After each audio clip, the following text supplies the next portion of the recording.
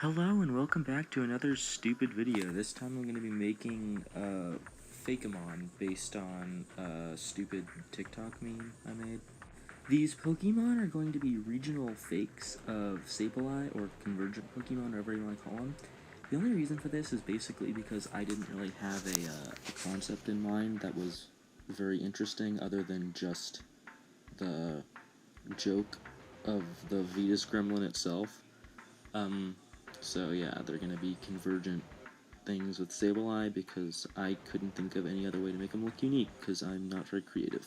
The meme is up on Milkanike's, our meme channel, if you don't want to go all the way over to TikTok to go see it, which I don't blame you.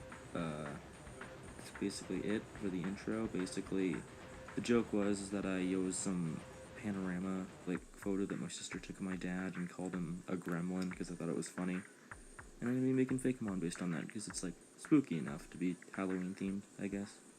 Designing the first phase was simple enough. Basically, just draw Sableye, but with traits of the photo of my dad or the Vetus Gremlin, whatever you want to call it. So that's basically what I did. As you can see, the line art is a little bit weird because I don't really know how to do the Pokemon style, if I'm gonna be honest. And it's fine because whatever works, right? Anyway, for the colors, yeah, I just basically use a hue shifted version of the Vetus Gremlin reference photo, and it worked very well, and fairly well, not very well. Yeah, that's pretty much all I have to say about this first one. Yeah.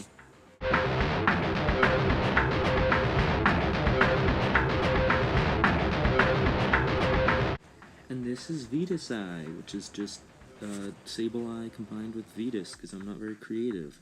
It's a dark poison type, and it lives in caves and snatches baby Pokemon because it's part of the joke of the original meme it's based on. There isn't too much more to say. The ability is Keen Eye because it's something that Sableye has, and it makes fairly enough sense for Vetus Eye too, so yeah. I guess this is the final design. Designing the second phase wasn't very hard either because it was basically just taking Vetus Eye and making it look a bit more like the original reference photo, like proportion-wise.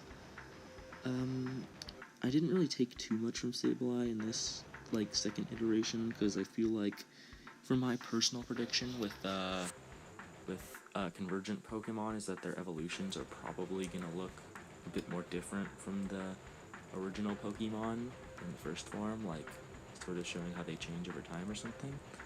So that's the same thing here. The colors were just a shifted version of Vetus Eye because I think that worked and it kept it fairly consistent with still, changing it and not making it exactly the same as before. And yeah, I'd say this design is probably distinct enough from the first form that it isn't weird or overkill. And yeah, that's all I have to say. And this is Gluttus. It's Glutton with Vetus, because I couldn't think of anything better. Dark fighting type, because in the second stage it evolved to be a bit more efficient at, kidnapping some young Pokemon, because I thought that was funny. And I made a signature ability and a signature move. The signature ability is Kidnap, which means it does extra damage on, baby Pokemon, while being extra evasive towards the final stage, because, kidnapping joke. Same thing with the signature move, how it, is kind of based on, Kidnapper giving kids candy kind of joke, but this time it gives them an item that does the opposite effect of their regular item. And yeah, that's pretty much all there is to this design and concept, and I hope you enjoyed the video, I guess, and goodbye. Hey guys, I'm back making a Pokemon video, again, 2 days in a row, which is not something I thought I'd be doing, but this is an idea for a video I've wanted to do for a really long time, and it's, turning backrooms entities into Pokemon, because that seems like an interesting idea, right? Because backrooms entities are pretty diverse, and I feel like they provide, a lot of potential inspiration for, Pokemon and stuff, or I guess Fakemon in this case. So that's what I decided to do today. And the first one, I decided I would take inspiration from the Neighborhood Watch. If you don't know what the Neighborhood Watch is, It's a entity that floats around in level 9 and like basically guards the level, and like if it catches you, it literally incinerates you, which seems a bit overkill, but that's kind of how everything in the backrooms is. And I decided to mix that with security cameras, right? They can both move around and they can both detect things, although I don't think security cameras typically incinerate people, but you know, creative liberties, I guess. But yeah, that's pretty much all there is to this one. I didn't do too much else crazy stuff, just kind of took inspiration. I changed the lens of the camera to an eyeball to work in the neighborhood watch, and I also changed the wires and stuff to like these natural looking, like weird creepy limb-esque things, because I felt like that kinda like made it more creepy, because you know, Halloween special, backrooms, you know, that whole thing. And I do hope you think this design's okay, because, you know, it's not perfect, obviously. I think I kind of messed up with the shading a bit, but I think it turned out okay overall, and I'm fairly happy with it myself. And this is Camich. It's a combination of camera and watch, because for some reason that's the best I could think of, because I kinda am stupid. It's a Psychic Steel type Pokemon, and it's the Psychic Guard Pokemon. It was a Pokemon that was bred in ancient times to help them guard like fortresses and stuff, but then like scientists developed like security cameras, which were in the Pokemon universe, like in my Pokemon universe, I guess, were made like to sort of be an improved version of Camich. And now that it's basically been replaced by technology, it finds random places that it decides is its territory and chooses to guard them. It has a signature ability, which is Internal Justice, where it does 20% extra damage against fire, dark, and poison type Pokemon, as those are things it considers villainous, while doing 20% less damage towards fairy, water, and psychic type Pokemon, as those are things it considers morally good and therefore doesn't want to hurt as much. The signature move simply like makes like detection based moves a bit more efficient, because it's a camera, you know, it's a camera eyeball, so it's really good at detecting things, so giving it a move that could boost any type of detection based move just made sense to me, and yeah, I hope you like the design. The next one I wanted to design was one based around a bit more of an iconic backrooms entity. Specifically, I decided to go for the Smilers. Smilers are probably the most recognizable backrooms entity alongside things like partygoers. And Smilers, if you don't know, basically they're glowing faces in darkness that, you know, lurk around and stuff, and they ambush you, and I've heard they even can strangle you, although I'm not sure on that one, so I didn't really include that anywhere in the design. And I thought of something that would shine a bright light, like, what else would shine a bright light, right? Like, and I thought of anglerfish. Anglerfish makes sense, right? It's a thing with a bright light that it uses to lure in small fish to eat them, and that's very similar to the Smiler, and so I'd say this concept works pretty well, and it's kind of full circle, and yeah, I'm pretty proud of this one as well. These ones are a lot better than my last video. So here's Angrin. It's Angry, Grin, Angler, and I'd say that worked pretty well. Angrin, basically I just used the stalking strategy of Smilers, but kind of applied it to the design of this Pokemon, so that's pretty simple. The ability, I thought it would make sense for, like, its evasiveness to be upped when the Pokemon is tired, because, you know, Smilers are great at dodging attacks, and they're really only weak to really sharp, blunt objects, and it's incredibly hard to attack them. Incredibly sharp, blunt objects. I just contradicted myself. Anyway, incredibly sharp objects. And so they're very hard to attack, and especially since they kind of seek out you, especially when you're tired. So its evasiveness is upped. And then for its signature attack, I thought it would make sense if, like, when it goes that move, its evasiveness would be upped, and it would make the Pokemon tired, sort of as a reference to its Pokédex entry discussing how it, you know, attacks by stalking them and making sure they're tired before lunging at them, and of course, since they're tired, they can't attack as well, hence the evasiveness and the tiredness. overall, I'm pretty proud of this Pokemon. I forgot to mention its category is the Dark Face Pokemon, because I thought that made fairly enough sense, and it's a Dark Water type, because that just checks out.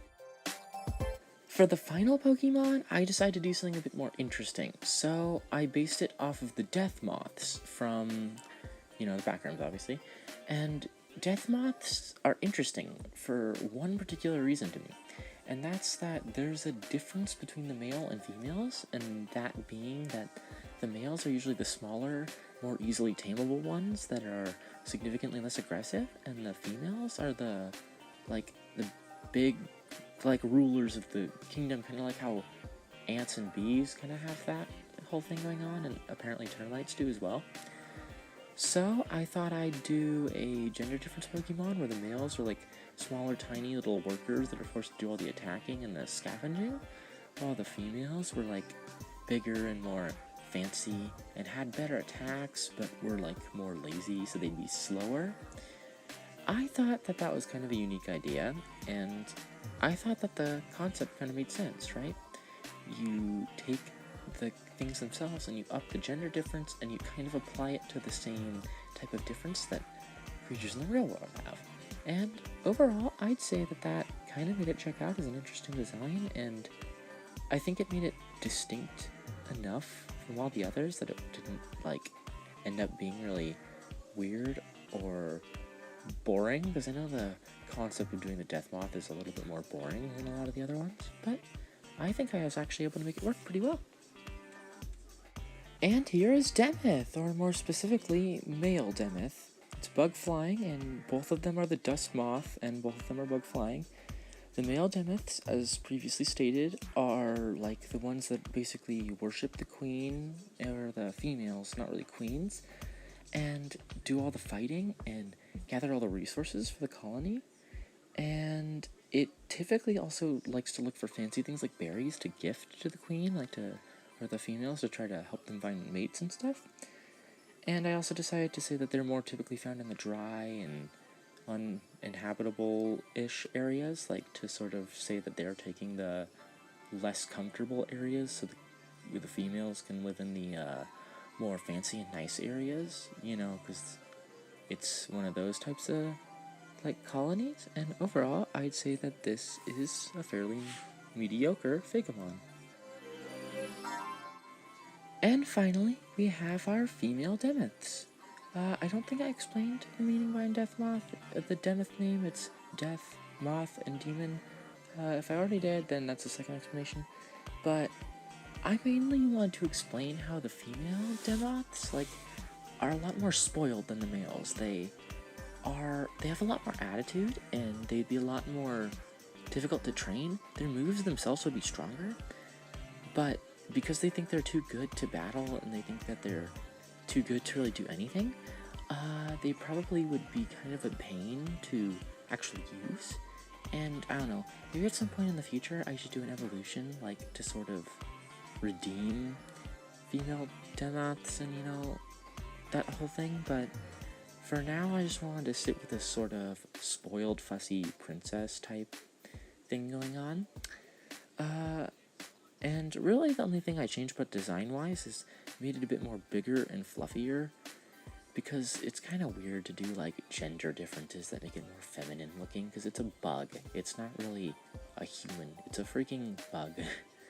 So I just made it bigger and fluffier, kind of like the differences with, real life male and female animals, how in colonies with the female's the dominant one, it's typically simply just bigger and not really pink and all that, how people like to make the male-female differences in modern media. So that's my take. Yay, that's the last one.